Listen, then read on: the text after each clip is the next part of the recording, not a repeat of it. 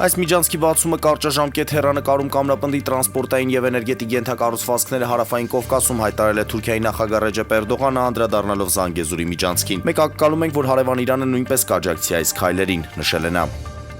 Անվտանգության խորհրդի քարտուղար Արմեն Գրիգորյանը հայտարարել է, որ սահմանազատման գործընթացը կասեցված չէ, փոխվարչապետերի մակարդակով աշխատանքային խմբերը կապի մեջ են եւ շարունակում են աշխատել, որ առաջ ընթանանք։ Վերջին պայմանավորվածությունն այն է, որ Հայաստան-Վրաստան-Ադրբեջան սահմանակետից մի քիչ ներքև է շարունակվելու սահմանազատումը։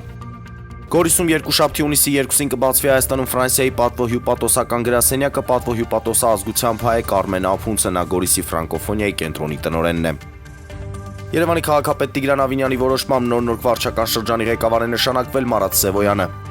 ԱՄՆ միջազգային առևտրի դատարանը կասեցրել է նախագահ Թրամփի կողմից հայտարարված գլոբալ ներմուծումների նկատմամբ նոր մաքսատուրքերի կիրառումը, պատճառաբանելով, որ նա գերազանցել է իր լիազորությունները։ Թրամփի վարչակազմից պաշտոնյաներից մեկը դատանի որոշումը բնութագրել է որպես դատական հեղաշրջում, ընդգծելով, որ այն խաթարում է նախագահի իրավասությունները։ Ցրվենա Զվեզդան ու Լոկոմոտիվը բանակցել են Նաիր Թիկնիզյանի տրանսֆերի վերաբերյալ սերբական գրանտը 1.3 միլիոն եվրո է առաջարկել Հայաստանի հավաքականի ձախ պաշտպանի տեղափոխության դիմաց։